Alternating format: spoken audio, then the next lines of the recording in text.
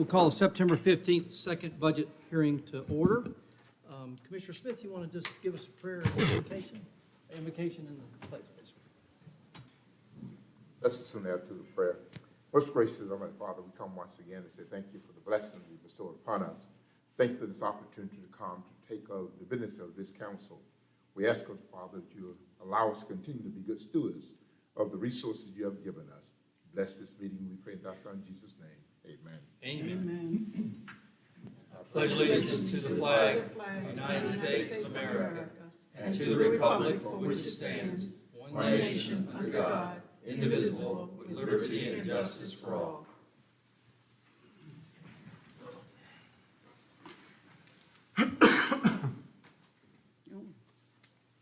All right.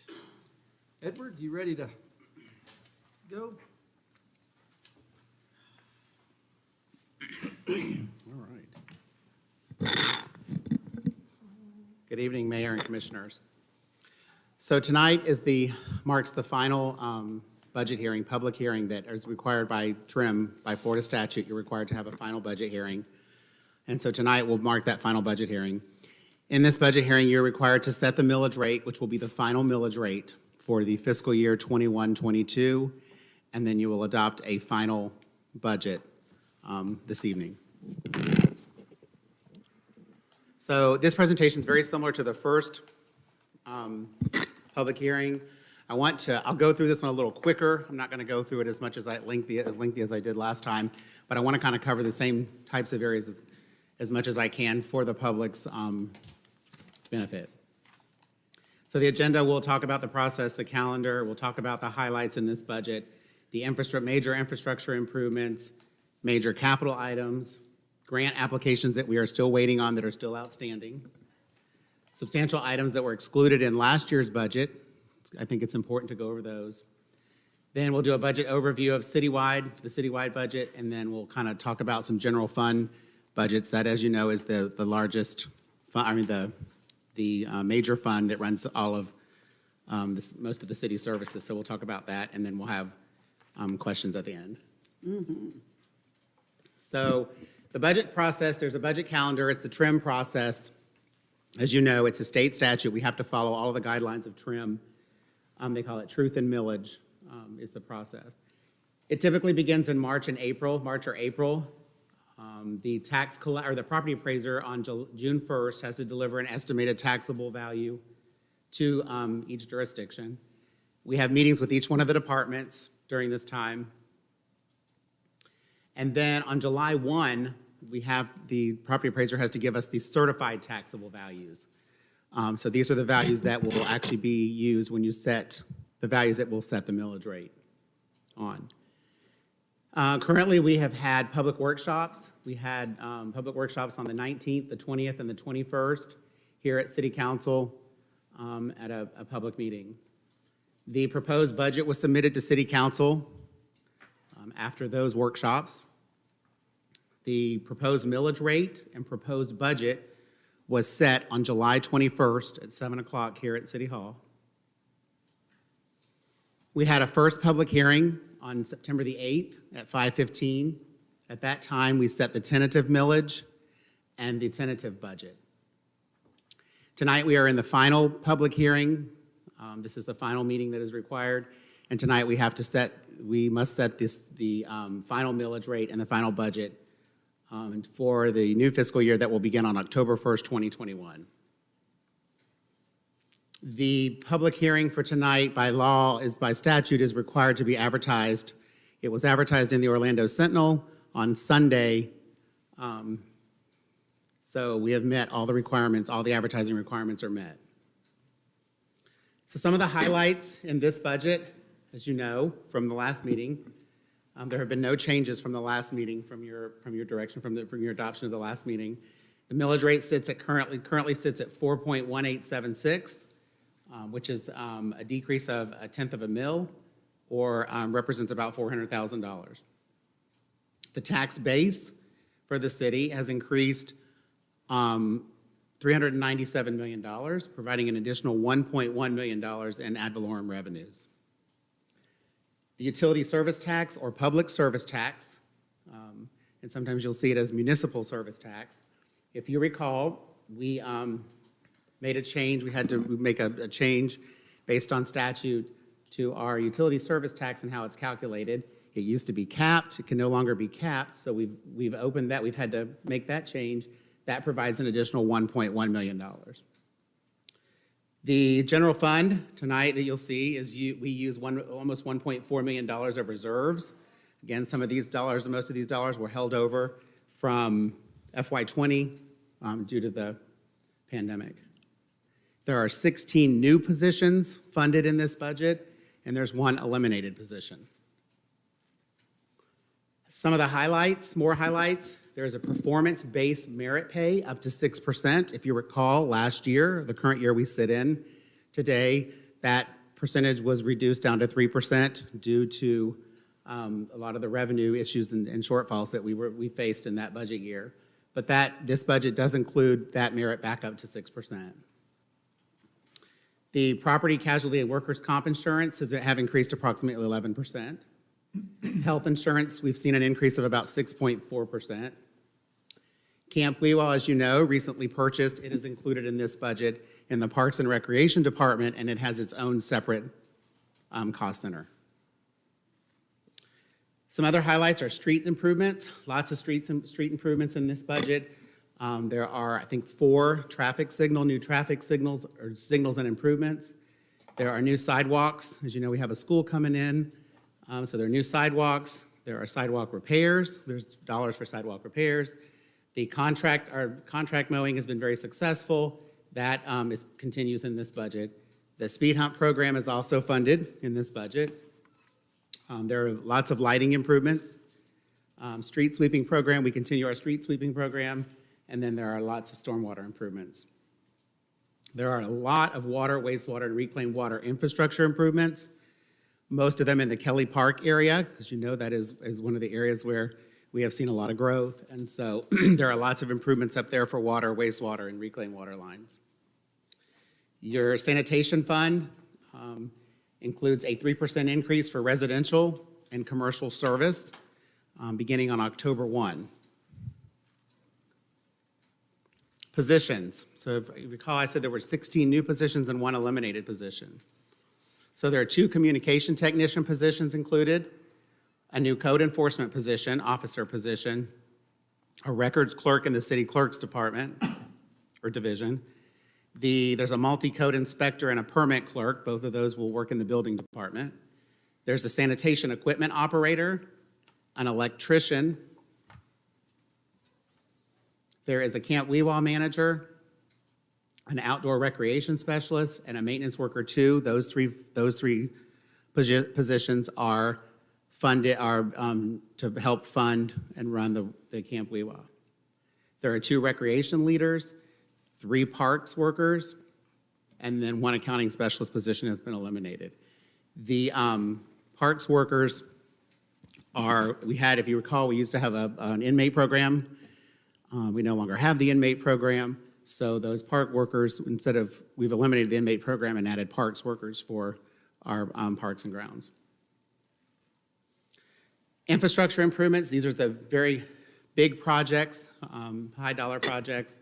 You have the Harmon Road extension and the traffic signal. This is also where Station 6 will be built. You have Kelly Park Road and Jason Dwelly Parkway, new traffic signal in that area. That is in the area where the school is coming. You have the design and the traffic signal construction for that project. You have Vic and Lester. If you recall, we've done the design for this, so now this is the construction portion of that traffic light. Errol and 441, there are significant traffic improvements for the signal there. And Bradshaw and 441 also some significant traffic signal improvements. Road resurfacing, if you recall, we took an additional $1 million. We took additional $1 million from our rescue monies and put into our street resurfacing program. It's an area where we've struggled in gas tax, so we have supplemented that with some of those dollars so that we can have more money for our road resurfacing. New sidewalk funding, again, I talked about this. There's new sidewalk funding. One particular area is the new school. There will be some sidewalks that will be needed around the new school. Stormwater pipelining funding, that is included. You have the South Road extension of the Northwest Recreation Complex. There's funding for the design and construction of the South Road for another access coming out of the recreation complex. Grossenbacher water plant, well replacement and rehabilitation is a big water project. Playground for Camp Weewa, there's funding in there for that. There's recreation field equipment and mowers included in here. Several vehicle replacements across the departments. Tractor, there's a tractor with an arm so that we can get into those stormwater areas. It's hard sometimes to mow in those stormwater areas because it's wet and we can't get our mowers down in there. Well, this is a tractor that will allow us to mow those areas without having to get down into those wet areas. And then there's a new automated side load garbage truck. Grant applications that are outstanding. You have 10 new police officer positions that we're waiting to hear from the grant. You have police officer body cameras. We've applied for a grant for that. You've got 6 firefighter positions that we've applied for a grant. You've got a fume event system for the 5 fire stations that we've applied for. And then you have a fire safety educational trailer that we've also applied for. We have not heard anything yet. I was hoping we'd have some information for you today, but we have not. I know some jurisdictions are starting to hear. You'll see that some of them are starting to hear about their grant applications. So as soon as we hear something, we'll bring that forward. So items that were excluded in your FY21 budget. As you know, Fire Station 6 was not included last year. It is in this year's budget. The Fire District Chief, those are 3 of the positions that we've applied for in the grant. Police officers, as you know, we've applied for 10 police officers. The audio video city council and the city council chambers, as you know, that's funded. That process has begun, or we've awarded that contract. So you'll see those improvements begin. Computer servers, IT was able to take care of that through some savings in their current year budget, so they're able to take care of those. Additional fields for Northwest Recreation Complex.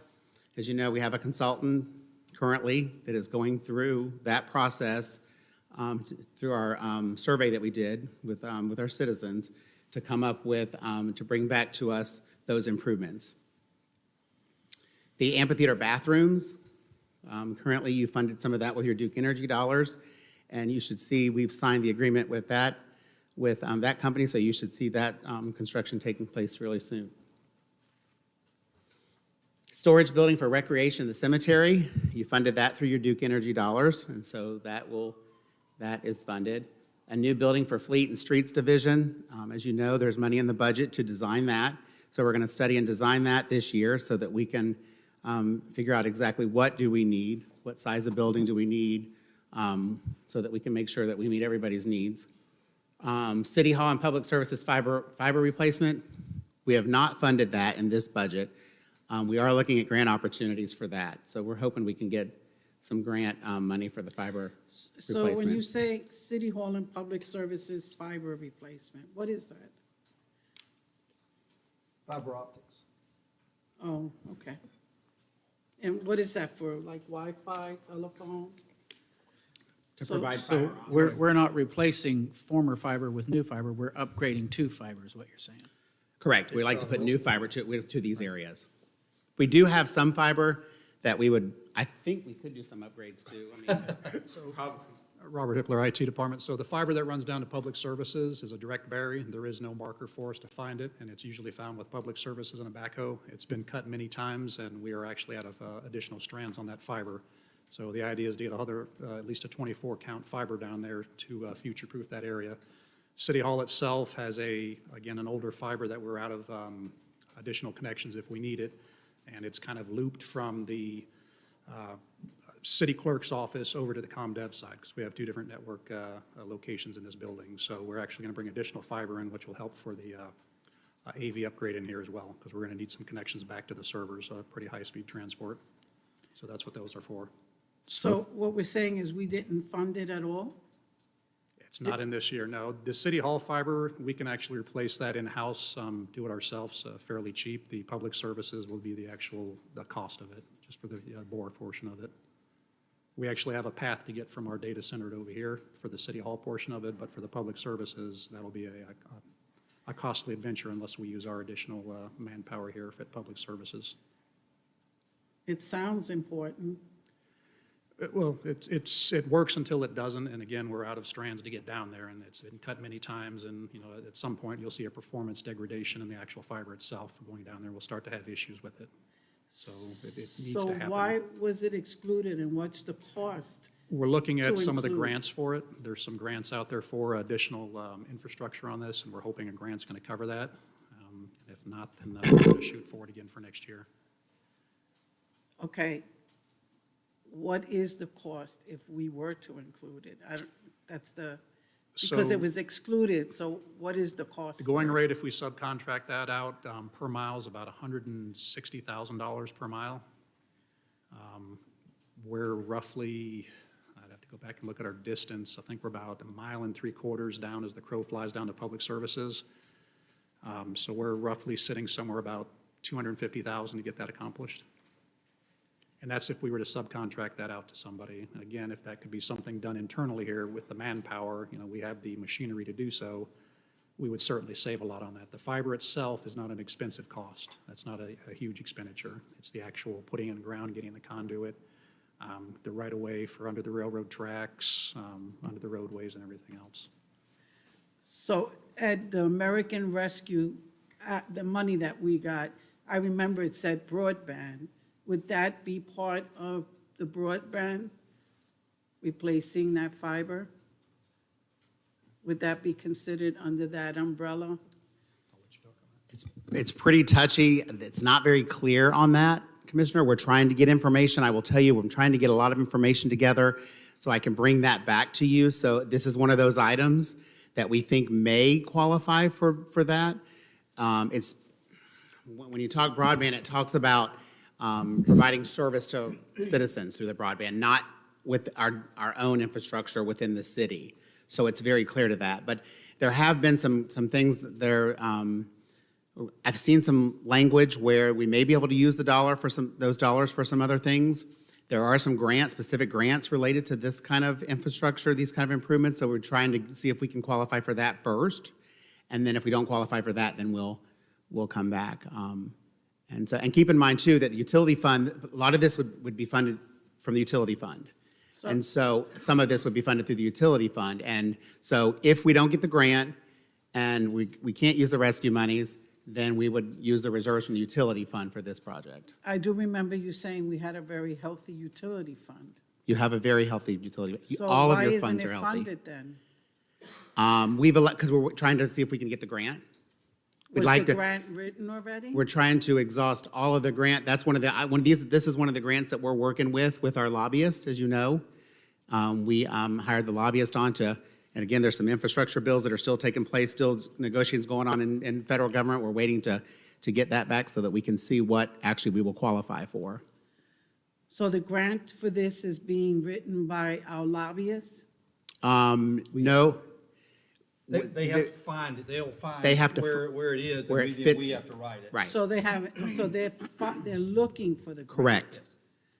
Correct. We have some items, that's one of them, that they say we might qualify for, or there may be some funding for that, and so we want to see if we can get that funding. So when do they come back to us to tell us whether we qualify or don't qualify?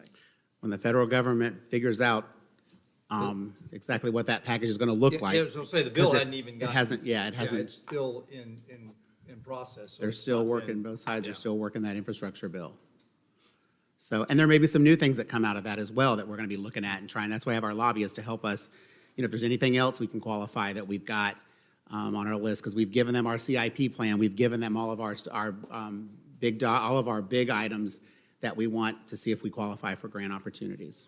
And so we'll see what we get out of those. And then if we don't get some of those, and these items are items that we need to ramp up and do earlier, then we will come back and present them to you. Okay. Street resurfacing, I talked about that.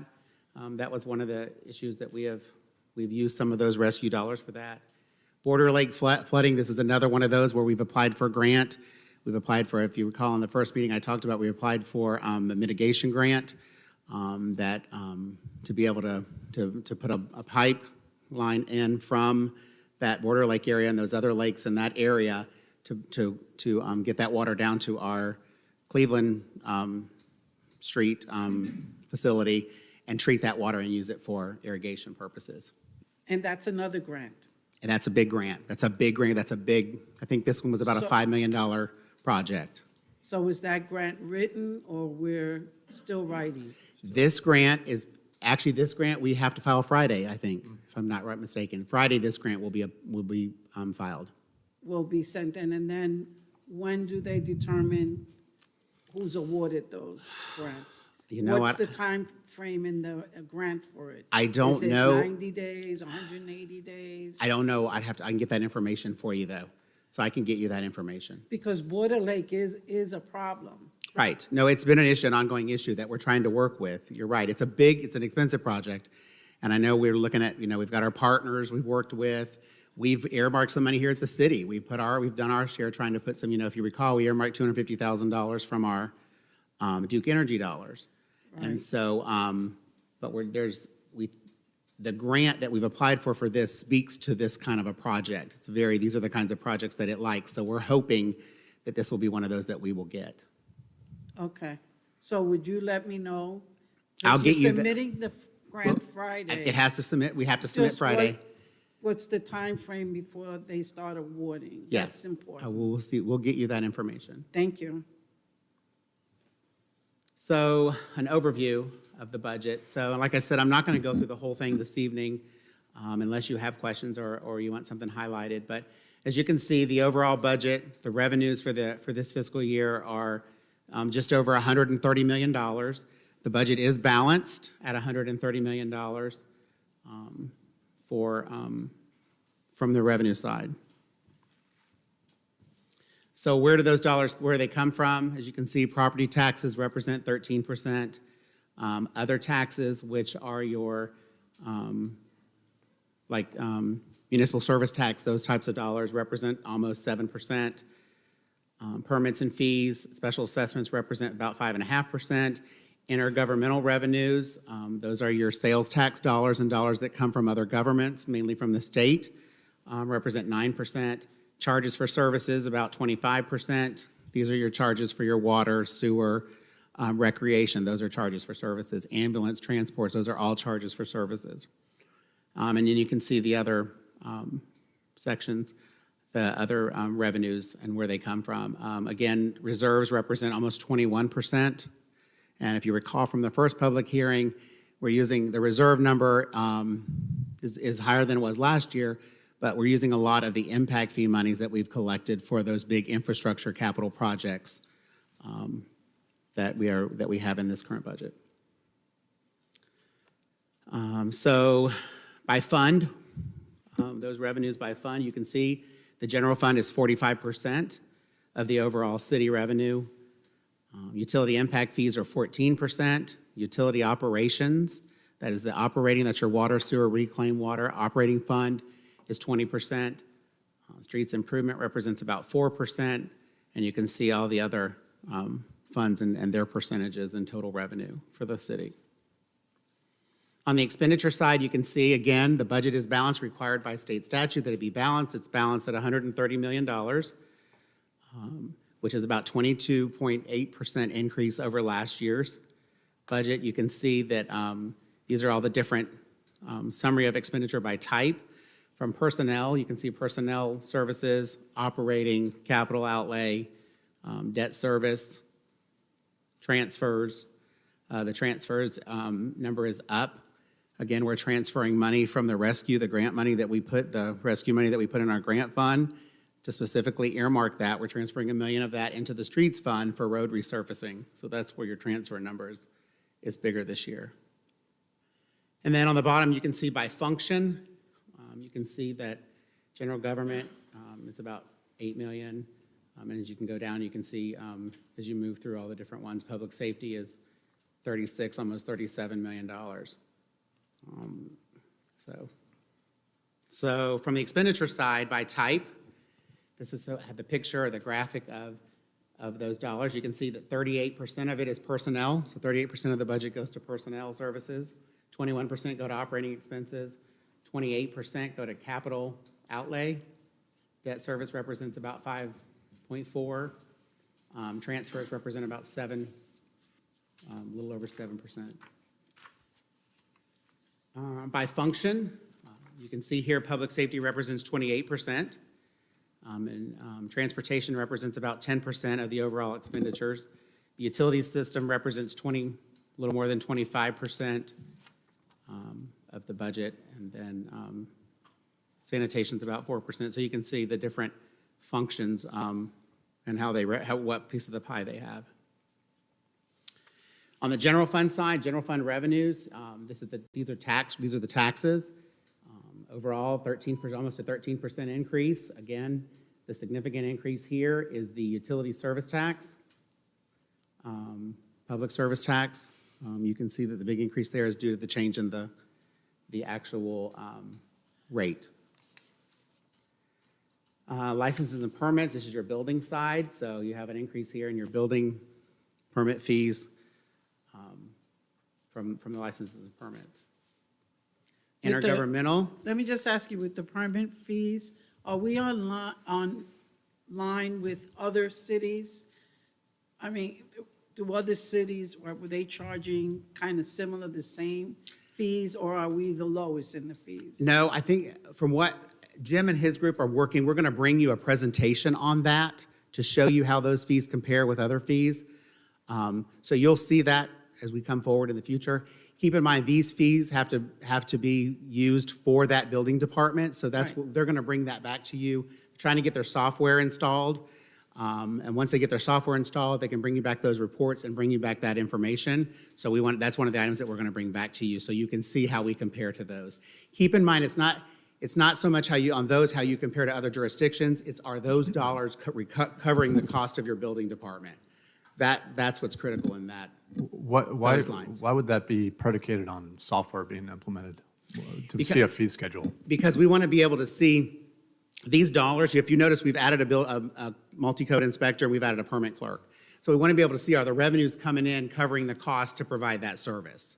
And so we want to be able to have the software in so we can actually give you, so you can see how many inspections we've done, who's doing the inspections, how much, what the workload is, because we don't have that software to give you that number. And so we want to be able to give you that number, because currently our software, we don't track that. It's all done manually, and we don't have a good system to track those numbers. But on a per permit basis, like simple costs. Yeah, you could do that. I mean, you can do that. I think that's where Commissioner Velasquez was going. And we can do that, but I think you're also concerned, you want to know how we compare to other jurisdictions. And so I think you have to be, well, when we bring all that, you'll be able to see all that. But I think you have to be careful. It's not just on those fees, it's not just so much what somebody else is charging, it's are they in line with covering the cost of your building department? Okay. They're specifically related to the building department, those fees. The intergovernmental revenue, this is your state revenue sharing dollars. As you can see, there's 8% in the state revenue sharing and almost 7.5% in the half-cent sales tax. So these are the numbers that the state has given us. So we'll continue to monitor these. Again, an overall 7% increase in this revenue source. Charges for services are up 30%.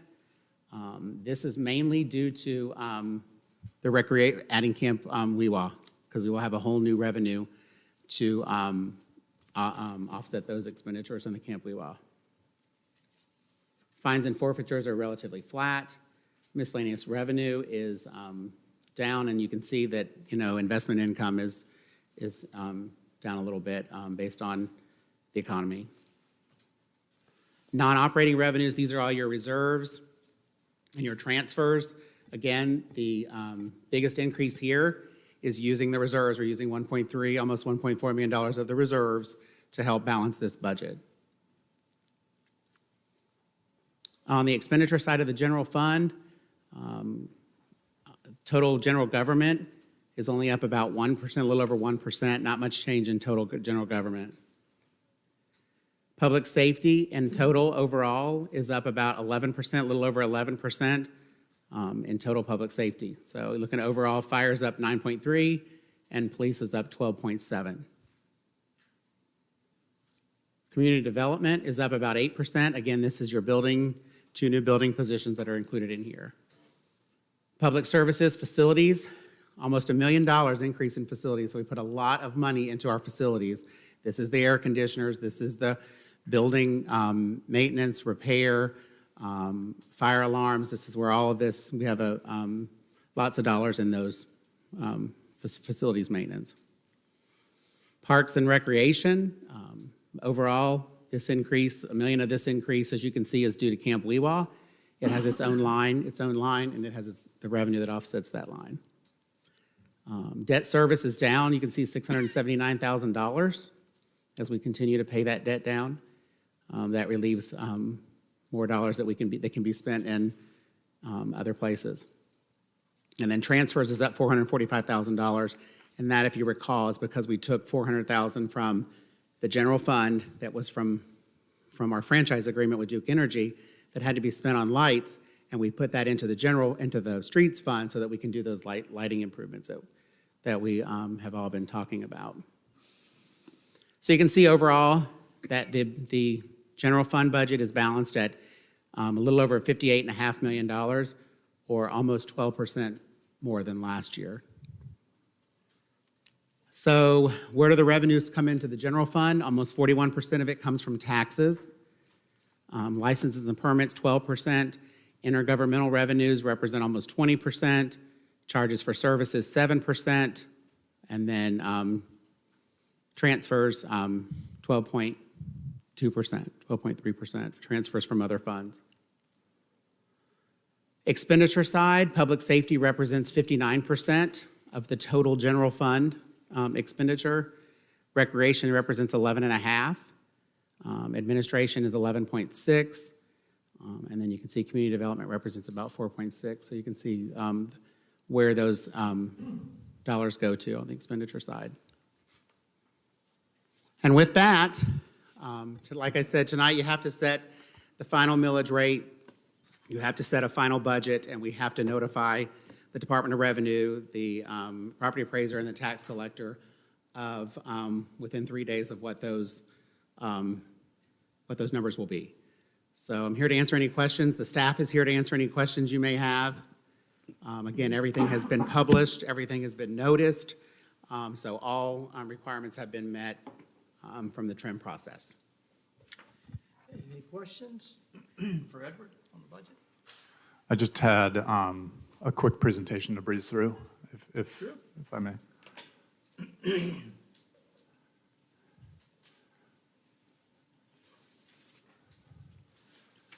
While Rob's pulling that up, so I just took a chance between the two sessions to drive around our city and just to kind of look at the general shape of the city of Apopka.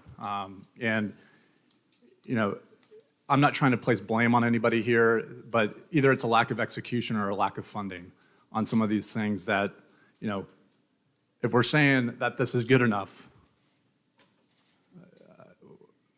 we've got to have the conversation. When you're going over the 429, this is something that people pass by every single day. I get that we're storing some trash cans or piping at this location, but it's littered with graffiti. It looks like garbage. It's got standing stagnant water that probably breeds exorbitant amounts of mosquitoes. It's something that not only are you driving past every day on the 429, but on the weekends, this is the entrance to the wildlife drive that's very popular. I think the last count, it's over 50,000 vehicles annually. So it doesn't set a good picture when you're driving through Apopka. This sign is coming up Akoya Apopka Road. It's the City of Apopka sign, but you wouldn't be able to see it because it's got trees blocking it. This is the entryway to our city coming in from South Apopka. As you can see, the medians, rights of ways, not treated.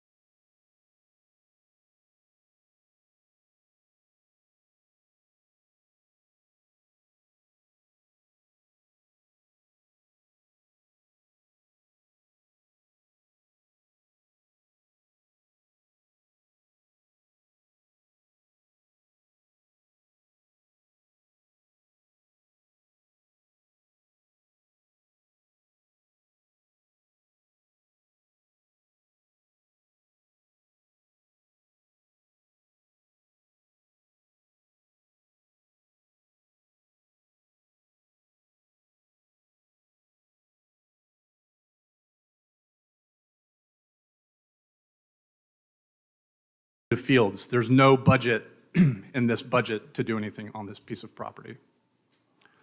This is a disabled parking sign right by the Parks and Rec's main office. When are we replacing this? This is interesting because out of all the grass that were cut, all of these little peninsulas all across this parking lot, this piece of grass was not cut. This is what the primary parking, when you go into the amphitheater, that median looks like. Completely weed-ridden. We have hundreds of families that participate in youth soccer and other sports at the Parks and Recs facility, and I guess they're expert parkers because the lines are almost completely disappeared from this parking lot.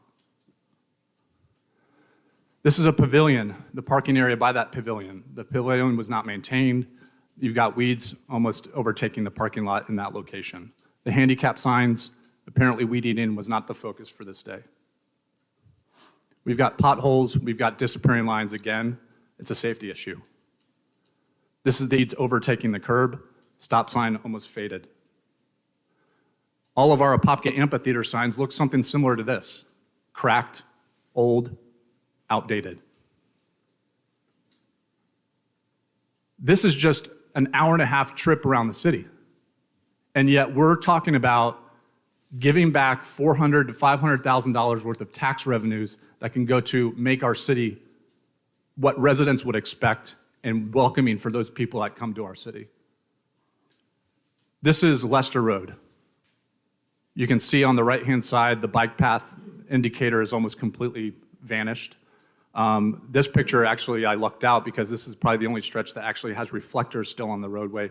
This is a non-lit road, but you have a lot of bicyclists and pedestrian traffic that go on here. At night, it's almost, you can't see it. This is Shopkey Lester and Lester Road at the intersection of Arbor Ridge. We just put in 2 new stop signs, but again, the indicators of the intersection are almost completely vanished at this point. Another thing that we could use to help message our events, we have these things all throughout our city. If you notice in the picture hanging from the light post, prongs to put banners. We have them here in the City Hall parking lot. We have them all the way up 441, on Park Avenue, and other locations within the city. Maybe twice a year they're utilized. The rest of the time, they look like this. What's the one thing that residents or people that don't know about concerts at the amphitheater talk about? Well, I didn't know anything about it. Everybody drives through here. Why are we not investing money on these things? And last but not least, we talked about it, rightfully so, at the last hearing, talking about proper staffing on apparatus. This is our tower truck, 100-foot rig. 2 people drive this. 2 people respond to calls on this apparatus. I mean, these are critical needs. And before we say that, oh, we've got this stuff budgeted for 2022 on some of this landscaping and the striping stuff, we carried over almost $400,000 or $450,000 in the streets fund into this budget year because we didn't do these things a lot. That they get done. Yeah, I would say this would have been a great presentation at the beginning of our budgeting process to look at that and see why isn't it getting done. You know, as we've talked about, we did put more funding to make sure that we have, you know, what I called curb appeal, because that does affect our development and things like that.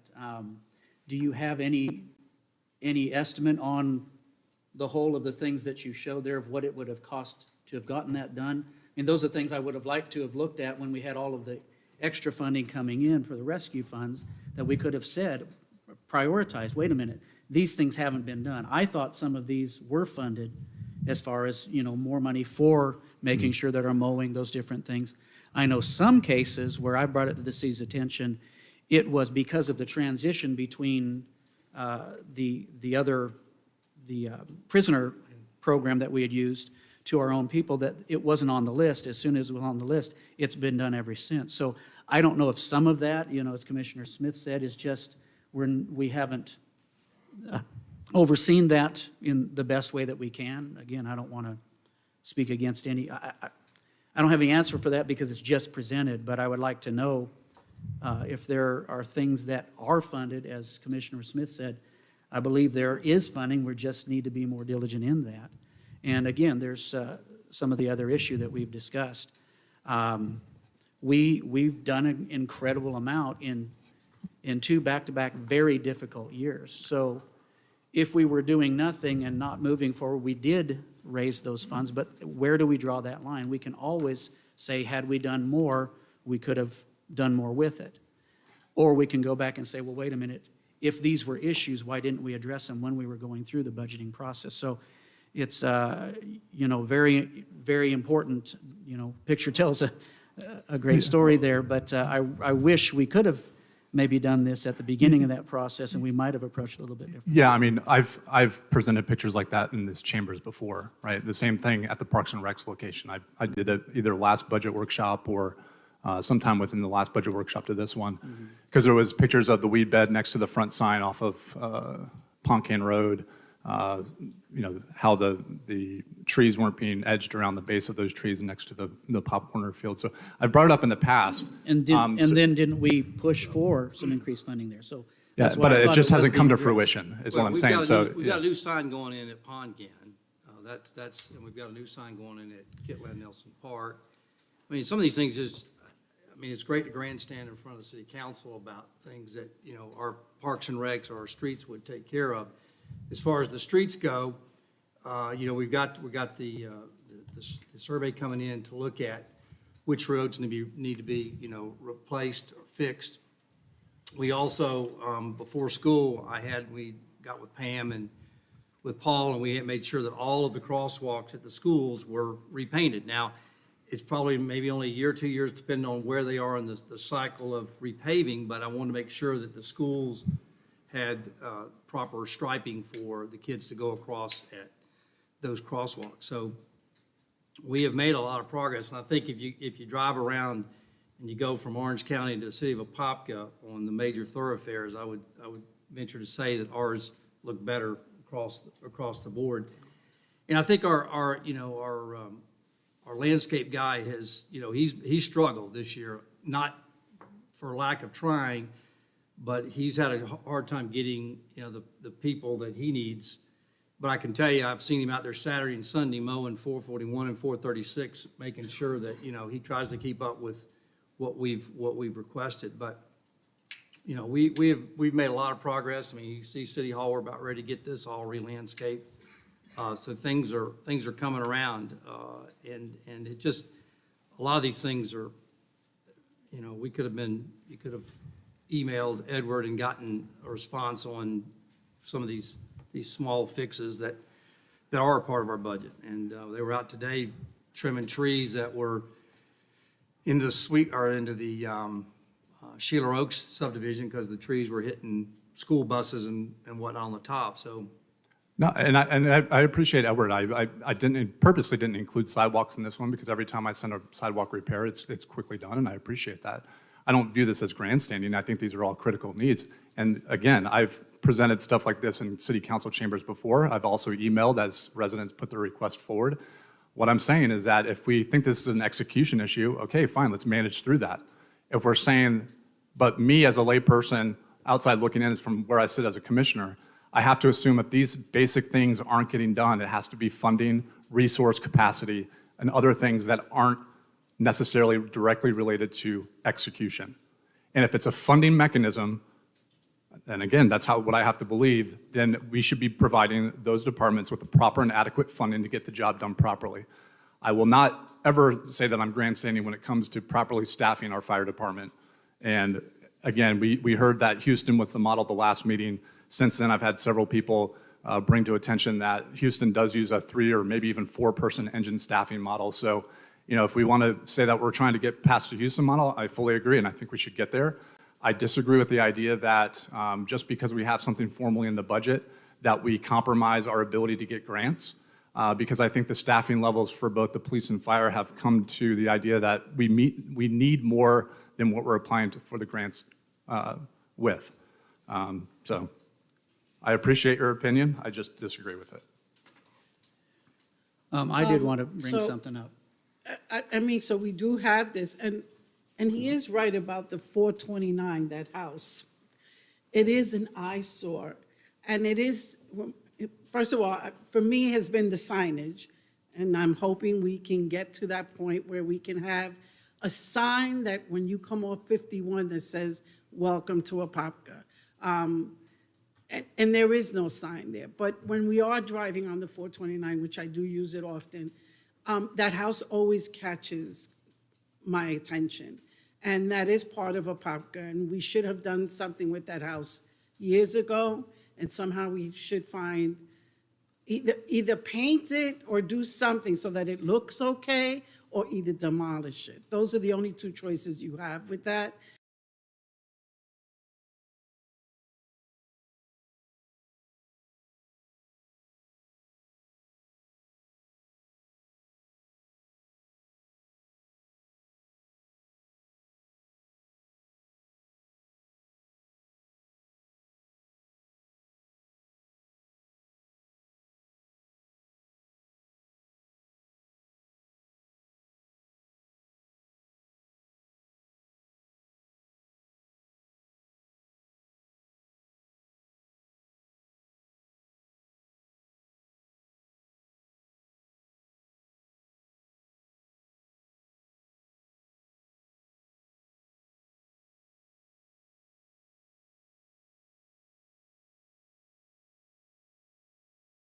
Out sooner than later, because it's been like that for years.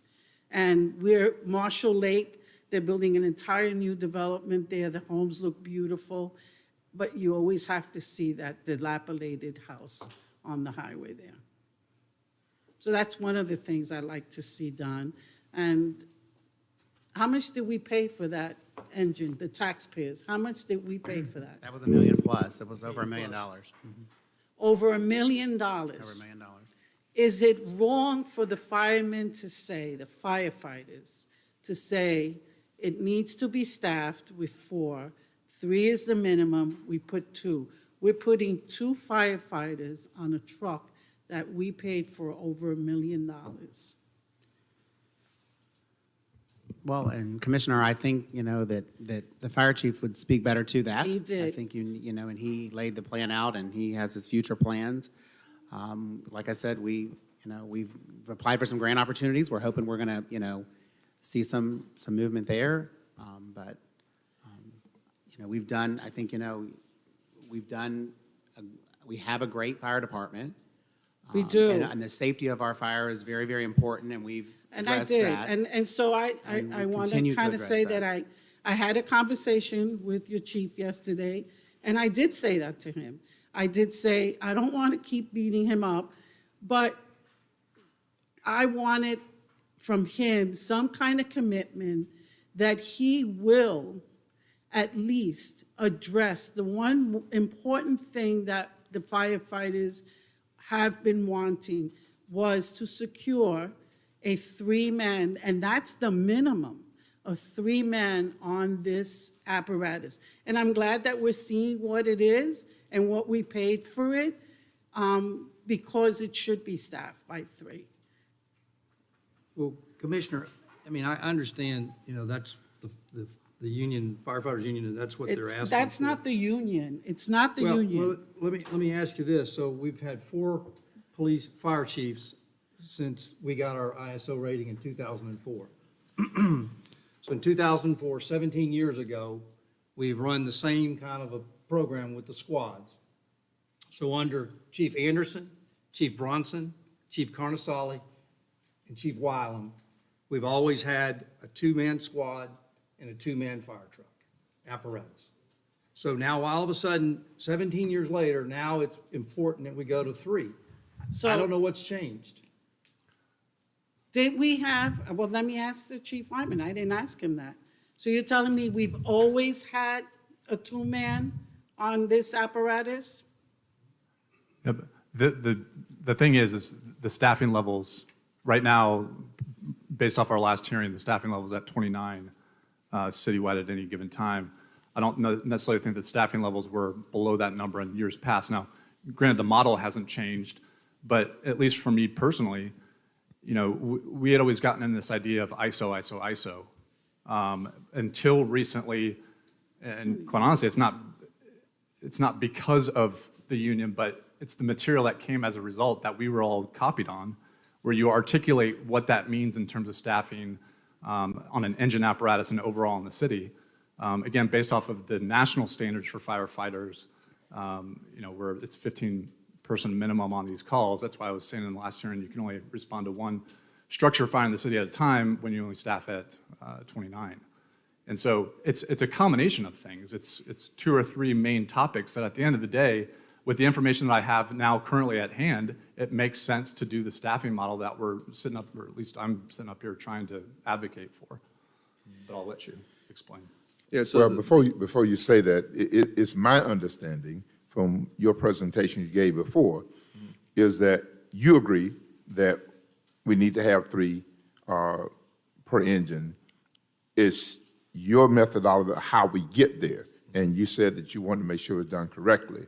And so I'm standing firm on the fact that if we don't receive the grant, that we're going to fund those 6 that you're requesting now from the reserve. 3, you said, are fire district chiefs and 3 firefighters, and then we are moving in that direction. You said you want to do it in the right way. It's my understanding. yes, sir. So to answer the first question, we've always had 2 people assigned to this apparatus. Before, actually, we had 2 that were assigned in kind of the same way on the heavy rescue, ambulance 11, and tower 1. So when I first started, that was the manning for that. It was a cross manning. One of the first things, and if you remember, that when I took over is I augmented manpower from Station 5 and 6 and put them at Station 1 so we could put an officer on this unit. Assigning of the right personnel is vitally important. I get that. So we've always had 2 people assigned to it. It's just, nothing's changed as far as, to answer your question, as that goes. What we want to establish now, and my priority this year, I asked for it last year, because one of the things that was left out last year is a district chief.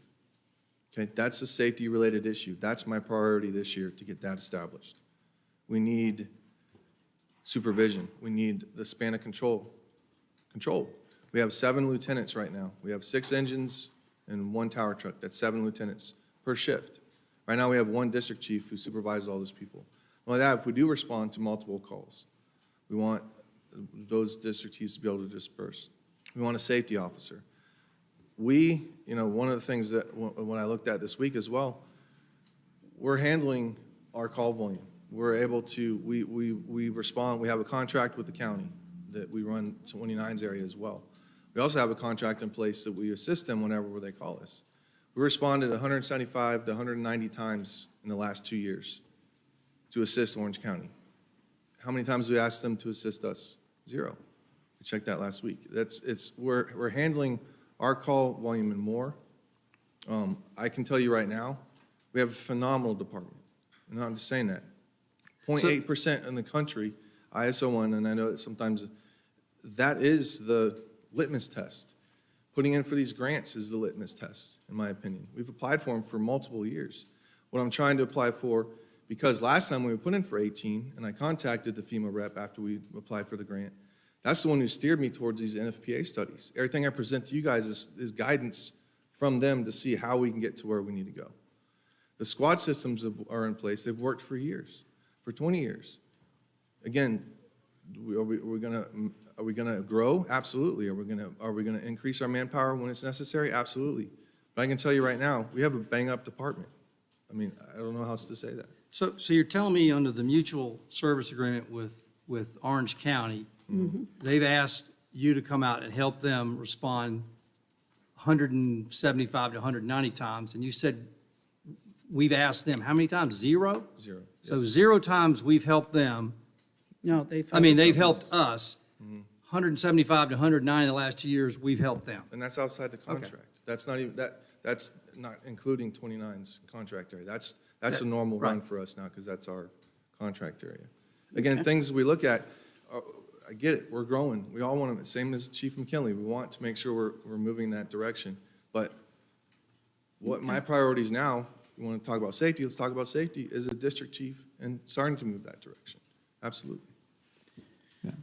I just feel like the line of discussion up here, there's some sort of question that it's incorrect thinking to try and get to this 3-person staffing on this apparatus, but I'll go back to our budget workshop where I made the comment, if money was not an object, would that be the staffing model that you would pursue? And the answer was in the affirmative. So it's not like I'm fabricating this idea of going to that model because I think you're in agreement that we should be going to that model. So I'm just using your acknowledgement during the budget workshops. Yeah, and as we increase our, you know, when you look at, you know, when you ask, can we handle more than one fire call at once? Well, we're not in Orlando yet. We're getting there. We're more the COE sizes right now that we talked about the last council meeting, how we're 3,000 or 4,000 less than them. And that affects how much money we get from, we're more than that. And Ocoee right now cannot handle more than one fire on their own without the help of the aid of the county. That's why those agreements are in place. That's where things are in place and how that all works. It's a mutual aid thing, but we are handling, we proved it by showing what we run on a daily basis and how many times we're assisting them. They signed a contract with us to help them, you know, on. Just to bring a little perspective for me, just in the tenure that I've been here, I believe it was 3 or 4 years ago, I don't remember, but we Right. added 28 firefighters 27 at that years. time. Yeah. And we did go after the truck. We were beginning to see higher buildings, bigger buildings, and so we got the tower truck. We began to go that direction. I don't have any issue with our aim changing, our model changing, if the structure of our city is changing, if we, again, the bigger industrial processes, if it takes more to be effective in that, then let's get there. But the issue is we can't do all of that at once. Again, this presentation, I would have changed how we should have spent some of those extra dollars that came in had we seen that, and you have presented that before, and we did increase funding for our mowing, for these. So had I known it wasn't being covered, you know, I would have said, well, let's look at how we approach that. At the same time, let me finish. Yeah. At the same time, you know, we've got the needs on one hand, we have the taxpayers on the other hand, we have what we've been through as a whole in a community. We've got to take all these things into consideration. I don't think we have backed off in our support for fire over this time. We've had to simply increase it for our police. We should have been equal all the way along, but we found ourselves behind. We've been making strides to catch up. I was in the understanding that we are moving forward. We are hiring 6 more. You know, that 400,000, I wanted to bring this up earlier, a concern, one of the firefighters sent in a letter and said that, you know, one of the uses that he could see for extra 400,000 would be for mold mitigation at the fire stations. It's an ongoing health issue that we've been trying to get assistance with and get under control for years. That's the first time I had heard that. I immediately Trying to get, you know, out of that realm, that's a real issue. Things you talk about with mold and you know, that's the first I've heard of it. So, You so know, my I- point in this bigger perspective is, okay, our taxpayers. As I said before, we've gone from 3.76, I believe, when I started, to this number. We extended that because some of the things were still an unknown, you know, back when we set that temporary millage rate. So we pushed higher. Some of those things were resolved. Some numbers came in better. So where do we go? We've got a taxpayer base that has been through some of the 2 most difficult years. We have restaurants that are closing, businesses that are closing, people that have lost their jobs, people that have not been able to catch up. The insurance rates are skyrocketing right now. The gas, of course, is going up. Food, I saw a study just the other day that in this next several months, we will see food prices increasing. These are practical issues that affect every common person's budget. So again, I'm not trying to argue anyone else. I respect everyone up here. And I want to get to that goal. I'll just say that. I just want to make sure that we're doing it in a wise way that's not strangling the cow that's giving the milk. I also have citizens that are saying, there are those that say, let's raise it because they're in a good position and it's good for them, you know? But there are others on all spectrums of the scale that have said, no, we are getting hit on every side.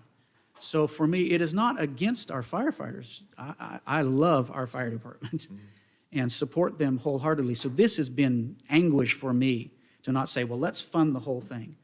But I am saying we are taking steps. My understanding is we've got 6 there. We have reserved enough funds, so if the grant didn't come through, then we will still fund them. And again, that's one step forward. Let's keep taking steps until we get there. But we just simply had to shift our focus back to our police department.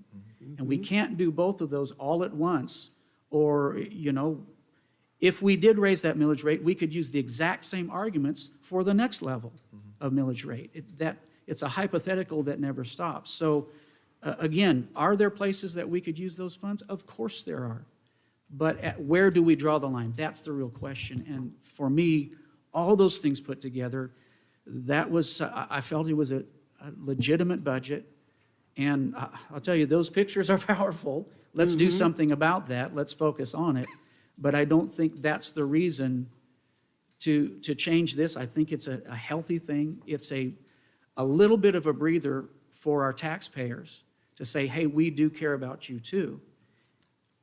So while we still are trying to accomplish the things they want us to do, it's a challenge. Yeah, and let me address the comment that you made. Again, what I just presented tonight is pictures. Pictures to words that I've said over and over and over again. So nothing that is in this, with the exception, I'll admit that the polls, the advertising, the banners for the polls, that's the only thing in this presentation that I've never brought up in the past. So, But we did increase those funds. And we've got. but I'm saying is that we have no. We've got banners coming. This is a state of affairs that has been. I harken back to last budget workshop a year ago, and there was a comment made on this dais to say no one's going to remember a year from now that the grass was 12 inches too high. So these are issues that I've said repeatedly are at an issue. I mean, I'll again use Lester Road striping as an example. We've said in past years that would be taken care of after, I believe, some of the Vic Road repaving. Oh, well, they'll have extra money to do some striping on Lester. That never happened, never came to fruition. So these things, while we say that we have budget for it, I just don't have proof. And I think it's more prudent to prove that we can get these things done, then lower the millage, versus trusting that things that haven't been getting done will get done. And again, we have to be careful now, because what we're saying is that we've got 6 fire if we don't get grant funding to come from reserve. We've got 10 police if we don't get grant funding that comes from reserve. We've got the venting that will come from reserve if we don't get these grants. We're now treading in the area where we're treating our reserve fund as an operational account, not a rainy day fund, as we've all sat up here and said needs to happen. So we've got a lot of people with hands open wanting reserve balance funds if they don't get the grants that they're offering. $400,000 in tax money, which I think is fair. It keeps the tax rate the same exact that it is today. Hedges our bets if we don't get those grants, and we need to spend on critical spends in our city. Thank you. When you brought that up last year, I agreed with you, and we did increase for mowing for those different things. So it wasn't ignored, and it was addressed, and we did add to it. So if it's not being executed properly, yes, we should address that.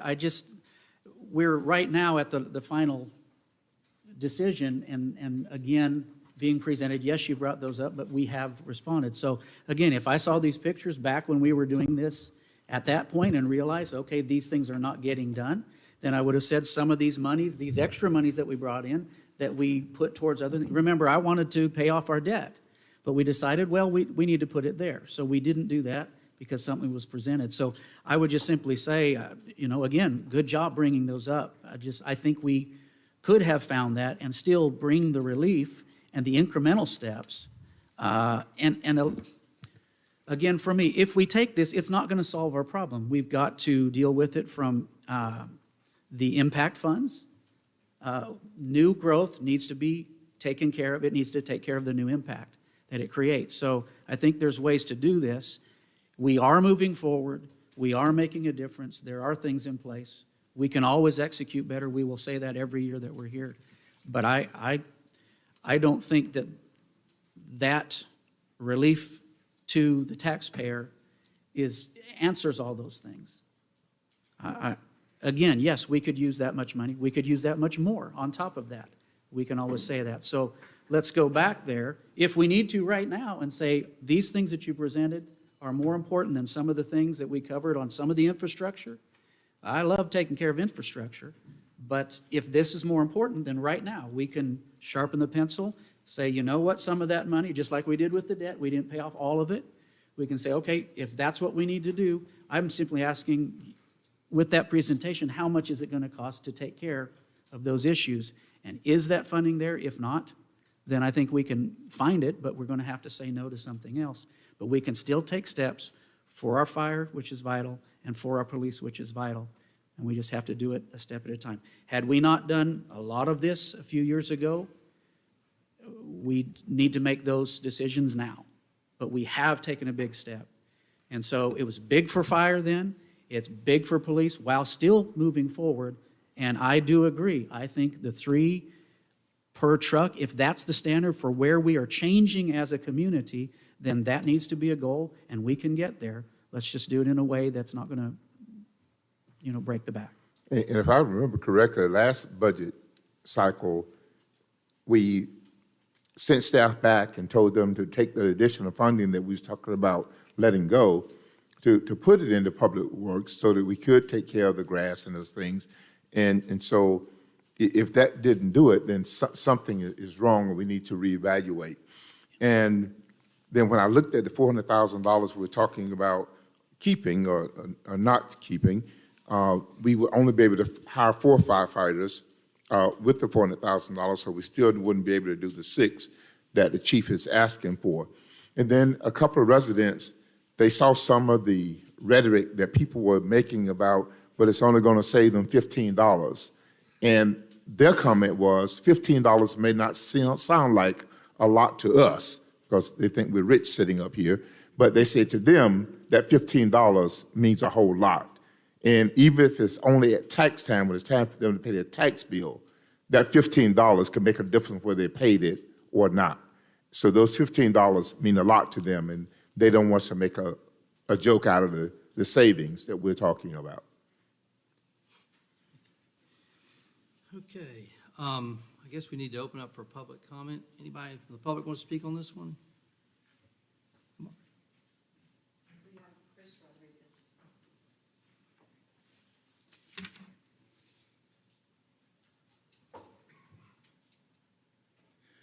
Thank you for having me.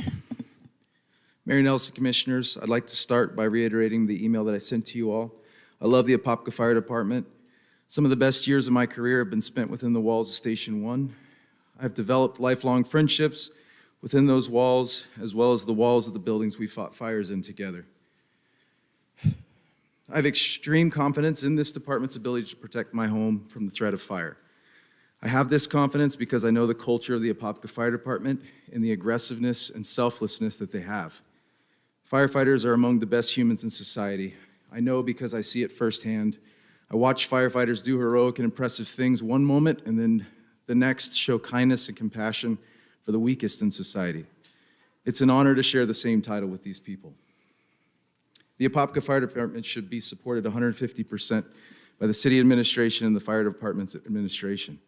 The most important way they can be supported right now is by providing adequate and appropriate staffing. First priority is the units responding to 911 calls. We drop everything when the bell goes off. We give 150% to the public we serve, in the shower, on the toilet, cooking dinner, training. It makes no difference, we go. That is why these men and women should receive the same effort from the support roles in administration. Second priority is ensuring that they have proper equipment, training facilities to accomplish the mission. I will praise the city of Apopka and the fire department's administration for providing incredible equipment and a beautiful training facility. It makes a huge difference, and it does not go unnoticed by the surrounding agencies. That said, there are still improvements that can be made. The training division, the EMS division, fire prevention and education all need more personnel. I would even suggest civilian support members for the chiefs in charge of those divisions. The EMS division particularly needs more staff. It is completely unacceptable to expect one man or woman to organize all the training, including state-mandated recertifications, order EMS supplies, keep inventory, disseminate these supplies, quality control review EMS reports, to protect from litigation, and attend meetings with medical directors and stay up to date. Fire doubles in size every 30 seconds. That is relevant because not having a firefighter backwards on every engine and tower, dressed and ready to go when they arrive, is putting victims and firefighters at high risk of death and injury. A firefighter, and I'll add, a firefighter waiting to offload a patient on the wall of a hospital does not count as a third firefighter. It matters that we get the truck in under a minute, get to the truck in under a minute. It matters that the fire station is within a certain mileage of the fire. It matters that firefighters are aggressive in their fire attack and victim search. It matters that every fire suppression unit has at least 3, but ideally 4. It matters that the firefighters show up in gear ready to fight fire without delay. The dice is being rolled too often with the current model. I understand the times we are in, and I'm not out of touch with the struggles that people are going through. We definitely should not be even considering things like buying campgrounds or non-critical expenditures if any part of our public services are in need. Police and fire should be the highest priority. I know that most of you, if not all, desire to accomplish this goal. I pray that you have creative ideas and invest much time in accomplishing them. Please ride along with the firefighters. Please try to understand why the staffing is so important. Do not wait until a firefighter dies or a savable civilian dies to heed all of the warnings. Thank you for your time and effort in addressing these things. I am aware that all of these improvements cannot be made in a day or a single budget year, but 4-man engines and 4-man tower trucks should absolutely be the goal. The infrastructure must be in place if the city is going to continue to grow. Thank you. Thank you. Okay, anybody else, Susan? Anybody else? Okay. All right, we will close the public hearing. Any last thoughts? I know that you had said you put in for the firefighters through a grant. Was that through the SAFER grant program? Yes, that's correct. Oh, so that's the one that, yeah, because I saw that they are awarding that. Just one question regarding both police and fire.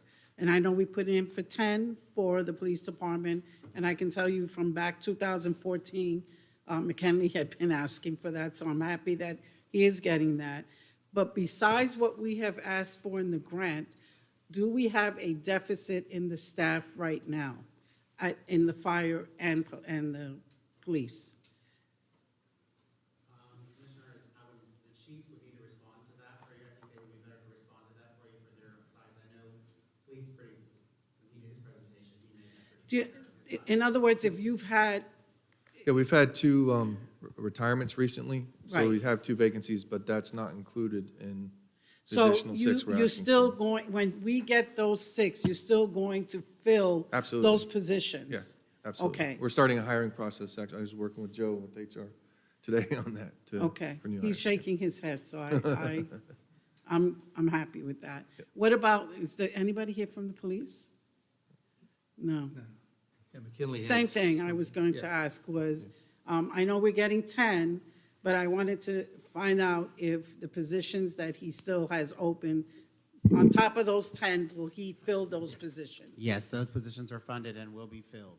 I think he's what, four down, I think? Yeah. Yeah, it's like 6 or 7, but I know recently they've made some offers, so they're working really hard in trying to fill those positions. Okay. And what about the directors that we need down at Public Services? Public Service Director is currently advertised, and Joe through HR is continuing to receive applications, and we're continuing to monitor those and look at those. And there was another, and the other one from Parks, is it Recreation? We got facilities. Positions are open. No, not that one. Facilities Administrator. Facilities. Phyllis, yeah, Is currently open as well, and we're receiving applications for that. okay. We're starting those in. So those are all funded? Those are all funded. All Okay, positions are completely funded. all right. I just wanted to say thank you, Chris. I appreciated your presentation. I think there's some great ideas. It was going so fast there, I was trying to write some of those down. I think those are some great goals, and any way we can make the best better is great. It should be the goal. It should be the aspiration.